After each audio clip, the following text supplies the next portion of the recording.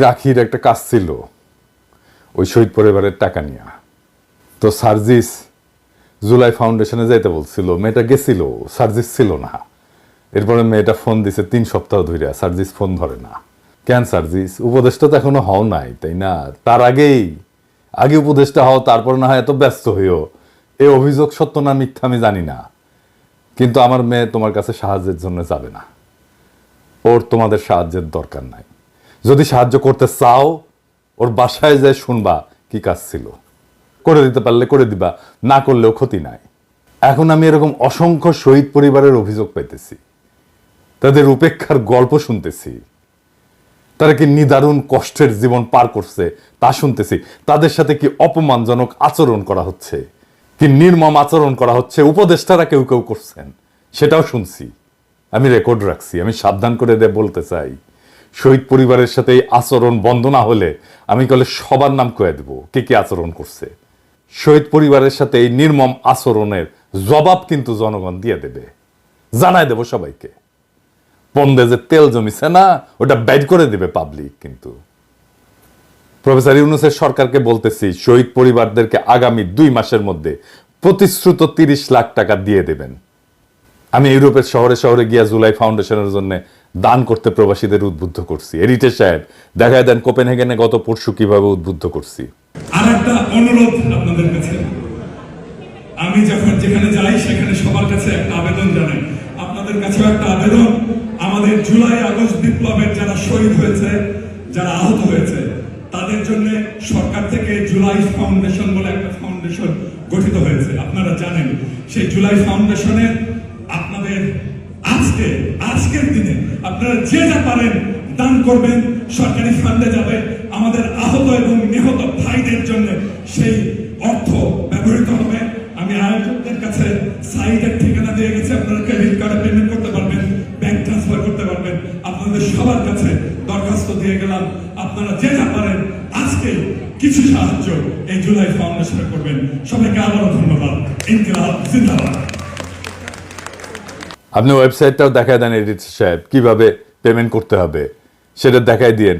ডিসক্রিপশনে লিঙ্ক দেওয়া থাকলো, আপনারা যে যা পারেন সাহায্য করবেন। বিশেষ কইরা প্রবাসীদেরকে বলবো, বাংলাদেশে এই জুলাই ফাউন্ডেশনে ডোনেট করলে, দান করলে আপনি কর রেয়াত পাবেন, এমনকি আমেরিকাতেও পাবেন।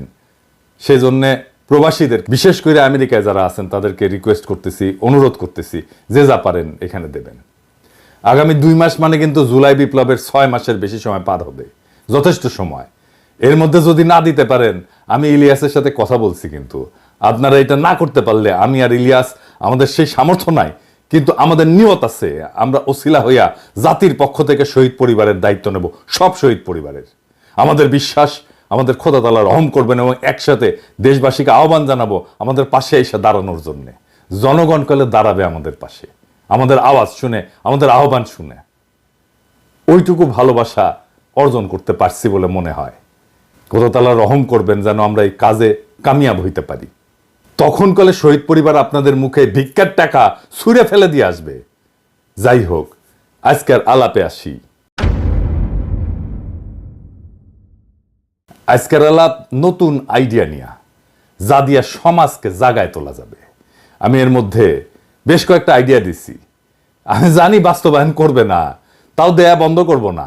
আইডিয়াগুলো এমন কোনো বোমবাস্টিং আইডিয়া ছিল না, যা খুবই বাস্তবায়নযোগ্য ছিল। আপনারা তো দেখছেন, উপদেষ্টারা যদি এগুলা বাস্তবায়ন না করেন, তাহলে কলে পাবলিকা অপদার্থ বইলে ট্যাগ দিয়ে দিবে।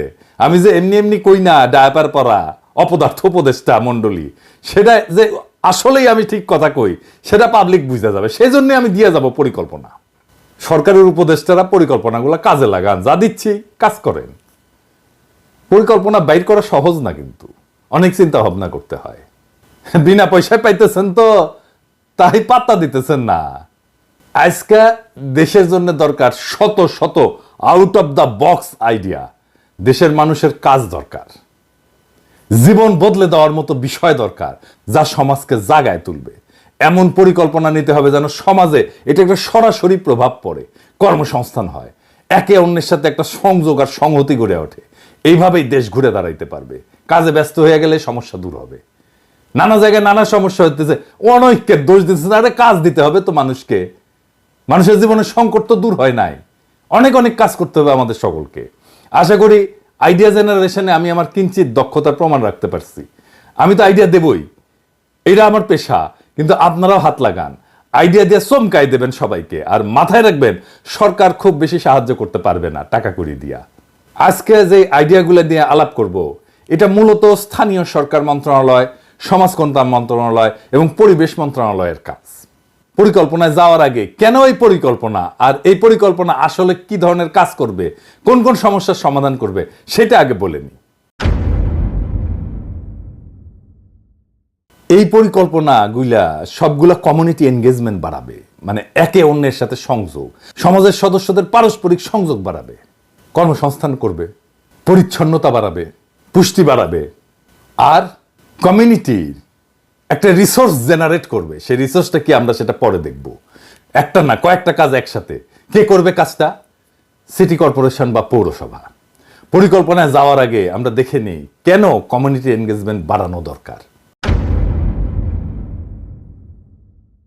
খেয়াল করলে দেখবেন আমাদের দেশে সোশ্যাল ইন্টারাকশন বা সামাজিক যে পারস্পরিক যোগাযোগ জায়গা খুব অল্প।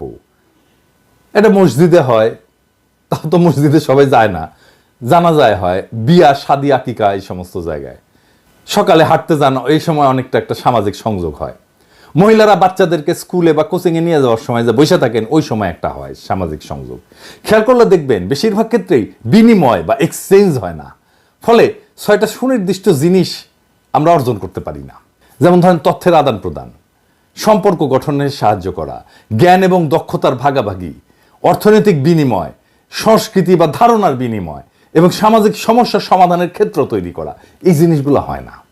এর ফলে সমাজকে জাগায় তোলা যায় না সেইভাবে একসাথে। সামাজিক শক্তি বলে যে একটা জিনিস আছে, যা পারস্পরিক এক্সচেঞ্জের মাধ্যমে গড়ে ওঠে, সেইটার বেনিফিট আমরা নিতে পারি না। আমরা আজকের এই আইডিয়া জেনারেশনে পরিকল্পনা তৈরিতে এমন কিছু তৈরি করব যা এই সমস্যাটার মূলে গিয়ে একটা সমাধান আনবে। আসেন আল্লাহর নামে শুরু করি। 1 নাম্বার পরিকল্পনা, কমিউনিটি ভিত্তিক মানে সমাজ ভিত্তিক পাবলিক ক্লথ ক্লিনিং সার্ভিস, মানে কাপড় ধোয়ার সার্ভিস, যেখানে লোকজন কম খরচে কাপড় ধোয়া এবং শুকানোর সুবিধা পাবে। আমি হিসেব করে দেখছি যে 40 থেকে 50 লাখ টাকা খরচা হবে 10টা হাই পাওয়ার ওয়াশিং মেশিন আর 3টা ড্রায়ার যদি থাকে একটা সেন্টারে। কিভাবে হবে এটা? পাবলিক প্রাইভেট পার্টনারশিপে। এটাকে বলা হয় PPP, 3টে পি। এটা আবার কি? আসেন এটা বুঝে দেখি।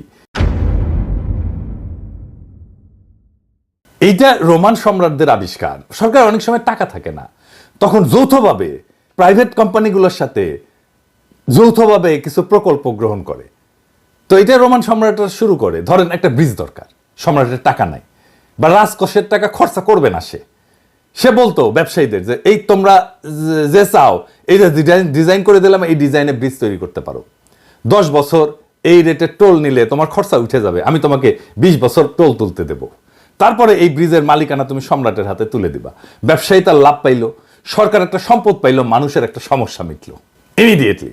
এই প্রজেক্টগুলো হবে সবগুলো প্রাইভেট পাবলিক পার্টনারশিপে। জায়গা দিবে কমিউনিটি, সমাজ জায়গা দেবে, পৌরসভা দেবে পানি আর বিদ্যুৎ, কাপড় ধোয়ার ফি নেবে প্রাইভেট কোম্পানি যারা বিনিয়োগ করবে। একটা ওয়াশিং সাইকেল এবং একটা ড্রায়ার, মানে একটা ওয়াশিং মেশিনে যতগুলা কাপড় আপনি ঢুকাইতে পারবেন ততগুলা, এবং একটা ড্রাইং মেশিনে যতগুলো কাপড় আপনি ঢুকাইতে পারবেন, সেটা যদি 30 থেকে 50 টাকা হয় তাহলে সেটা সহনীয় হবে আমার হিসাবে। মেশিনের নাম্বার থাকবে, কাপড় মেশিনে ঢুকাই দিয়া মেশিনের নির্দিষ্ট মেশিনের নাম্বার চালুর জন্য নিজেই পেমেন্ট করতে পারবে এই সুইচ বক্সে, তাহলে মেশিন চালু হয়ে যাবে। ইনফ্যাক্ট এইভাবে কোনো লোক রাখারও দরকার নাই, তবে আমাদের সবাই এইভাবে মেশিন চালাইতে পারবে না, তাই 1 বা 2 জন রাখতে হবে। সকাল থেকে সন্ধ্যা পর্যন্ত 2 শিফটে চলবে আর কি, মানে 16 ঘন্টা চলবে, 2 জন এটা চালাইতে পারবে। লাভ কি হবে? পরিচ্ছন্ন পোশাক পরবে সবাই, কাপড় ধোয়ার খরচ কমবে, কাপড় ধোয়ার সময় বাঁচবে, কাপড় ধোয়ার অপেক্ষার সময় অন্য কাজ করতে পারবে, সে বসে বসে অনেক কাজ করতে পারবে, সে সেলাই করতে পারবে, সে উল বুনতে পারবে, নানা কিছু করতে পারবে, গল্প করতে পারবে। এটা একটা কমিউনিটি এনগেজমেন্টের জায়গা হবে, পারস্পরিক যোগাযোগের একটা জায়গা হবে।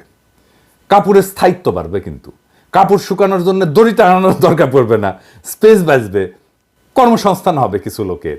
এইটা পাইলট হিসেবে করা যায় কি ইউনিভার্সিটির হলগুলোতে, কারণ ইউনিভার্সিটি হলগুলো ছাত্রদের টাকা থাকে, ওরা এডুকেটেড, ওরা জানবে মেশিনপত্র কিভাবে চালাইতে হয়, এবং ওদের কাপড় ধোয়ার দরকার পড়ে। তো এটা একটা আলাদা সুবিধা হবে ইউনিভার্সিটিগুলোতে আগে করলে। এই ছেলেমেয়েরা কমিউনিটিতে যা এই কাজ কিভাবে হয়েছে সেই জ্ঞান কাজে লাগাতে পারবে, ট্রেন করতে পারবে মানুষকে যে এটা এইভাবে ইউজ করতে হয়। আর কি পরিকল্পনা? দ্বিতীয় পরিকল্পনা,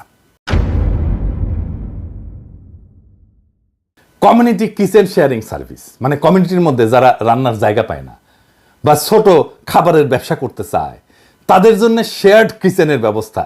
একইভাবে মানে সবাই মিলে শেয়ার করবে এরকম কিচেন, একইভাবে জায়গা দেবে কমিউনিটি, ইলেকট্রিসিটি গ্যাস দেবে পৌরসভা, প্রাইভেট পাবলিক পার্টনারশিপে হবে, একেবারে মডার্ন কিচেন হবে, অনেকগুলো চুলা থাকবে, সার কইরা ধোয়ার জায়গা থাকবে, এমনকি বাসনপত্র ধোয়ারও জায়গা থাকবে, কিচেন ব্যবহার করা শিখাই দেবে, দলে দলে এসে রান্না করবে, খাবার আর পুষ্টি নিয়ে আলাদা ক্লাসের ব্যবস্থা থাকবে, কুকিং ক্লাস হবে ছাত্রছাত্রীদের জন্য, তারা উৎসব করে রান্না শিখবে এসে দলে বেঁধে।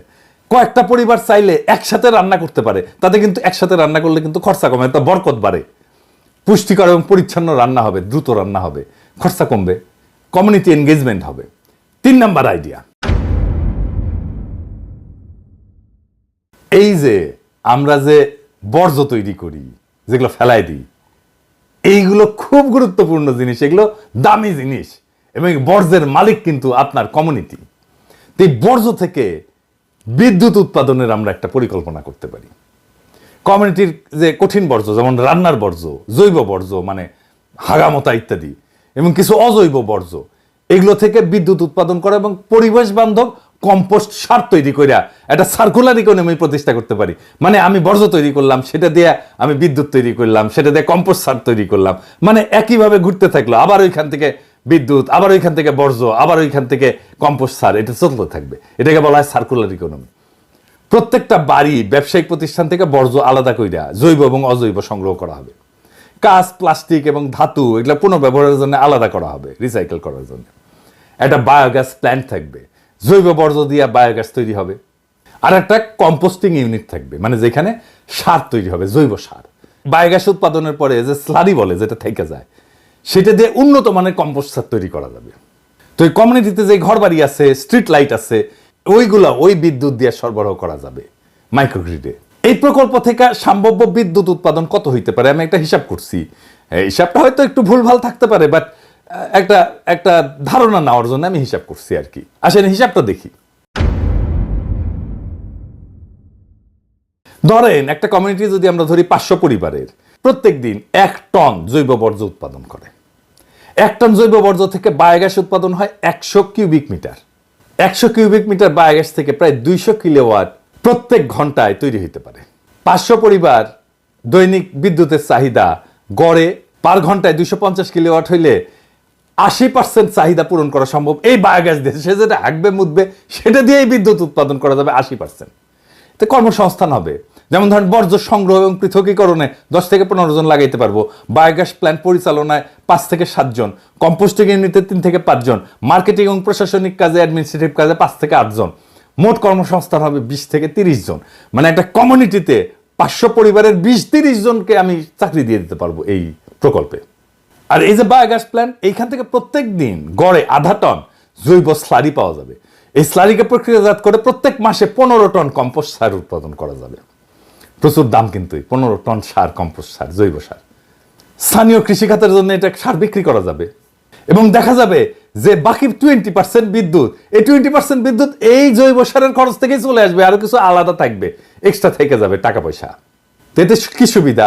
একটা বর্জ্য ব্যবস্থাপনার উন্নতি হবে, জমির নিচে বর্জ্য জমার হার কমবে, এবং এই যে গ্রিন হাউস গ্যাস যেটা বাইরে তাপমাত্রা বাইরে যাইতেছে পৃথিবীর, সেটা নিঃসরণ কমবে। স্থানীয়ভাবে বিদ্যুৎ উৎপাদন হবে পুরাটাই, কম্পোস্ট সারের মাধ্যমে অতিরিক্ত আয় হবে। এই কমিউনিটি আসলে বিদ্যুৎ খরচা লাগবেই না, কারণ ওই যে বললাম যে বাকি 20% বিদ্যুতের চাহিদা কম্পোস্ট বেসে করা যাবে। কর্মসংস্থান হবে, কমিউনিটির মধ্যে বর্জ্য ব্যবস্থাপনার একটা সচেতনতা হবে। এই প্রকল্প জাতিসংঘের সাহায্য পাবে, কারণ এইটা এসডিজি গোলের সাথে সংযোগ আছে। জানেন তো, জাতিসংঘের একটা টেকসই উন্নয়নের লক্ষ্যমাত্রা আছে, যা সব দেশ অর্জন করার জন্য কাজ করতেছে। সেই লক্ষ্য পূরণ করবে। আরেকটু বুঝে নিই এটা আসলে কি। এইটা জাতিসংঘ 17টা টেকসই উন্নয়নের লক্ষ্য নিচ্ছে 2015 সালে, এবং 2030 সালের মধ্যে এইটা অর্জনের পরিকল্পনা করেছে। আমাদের হাতে মাত্র 5 বছর সময় আছে। এটার উদ্দেশ্য হচ্ছে যে সারা বিশ্বে যে চ্যালেঞ্জ মোকাবেলা করতেছে মানুষজন, তার একটা টেকসই, সমতা ভিত্তিক, সাম্য ভিত্তিক এবং উন্নত পৃথিবী গড়ে তোলা। এগুলো খুব ভালো ভালো জিনিস কিন্তু, যেমন দারিদ্র বিমোচন, চরম দারিদ্র দূর করা, ক্ষুধামুক্ত পৃথিবী করা, খাদ্য নিরাপত্তা, পুষ্টি নিশ্চিত করা। আমরা কিন্তু কমিউনিটি কিচেন করে একটা খাদ্য নিরাপত্তারও কিছু অংশ করতে পারবো।